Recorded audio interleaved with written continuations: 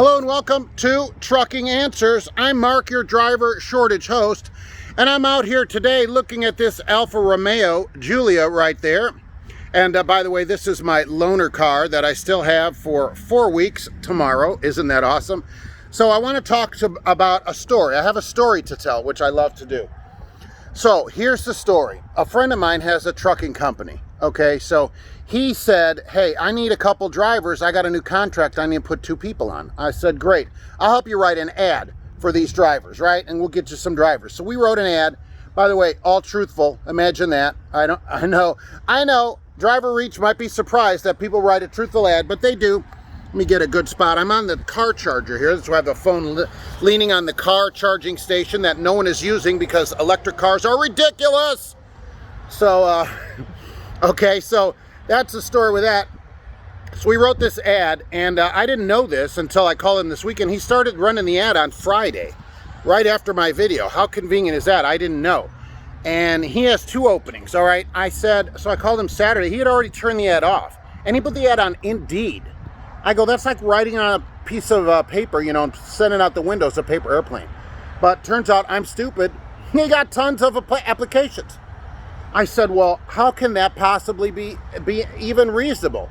Driver Reach, who knows everything about the industry because they've never driven, said there's a driver shortage. And the ATA said there's a big shortage. They can't get people to work. So I go, how many people applied? 24. 24 people applied.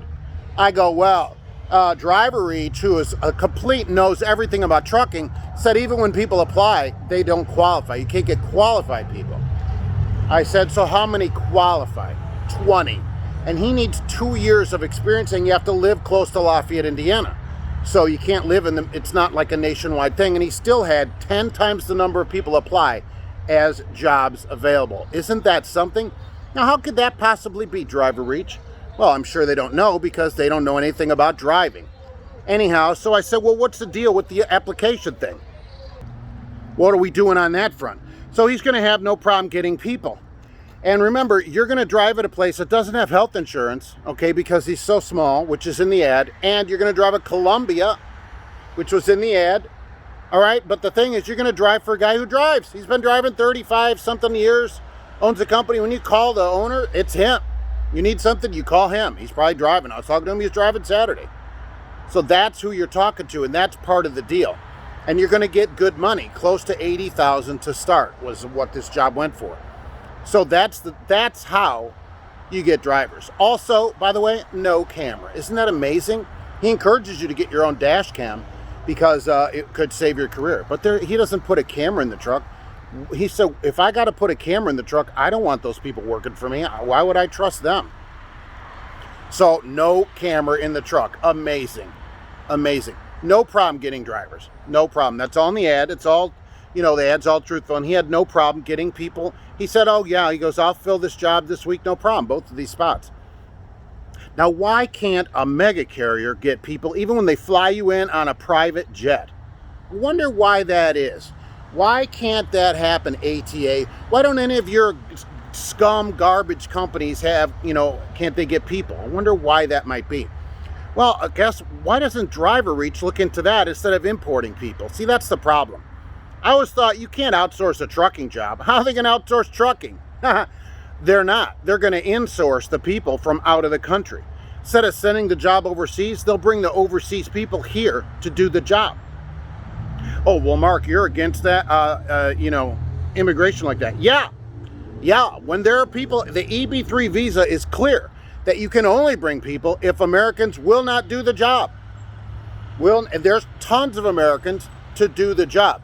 So the requirements of the visa are quite clear. There's plenty of people to work, to drive in America. There's just not people to drive, you know, on the road at a place that has a camera and micromanages you, like some, you know, refrigerated carriers might do, you know, who shall remain nameless, that have letters in their name. You know, there's just, when you do that, no, you can't get people to work, duh.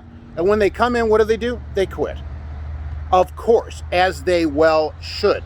No one should start at these places, and as soon as you see it's a problem, you should leave and go find a decent place that will pay you well and treat you like you know what the heck you're talking about. I mean, drivers If anything, the people at Driver Reach ought to have cameras in their cars, because they certainly have less experience than even the foreign people coming over here to take the jobs on an EB3 visa.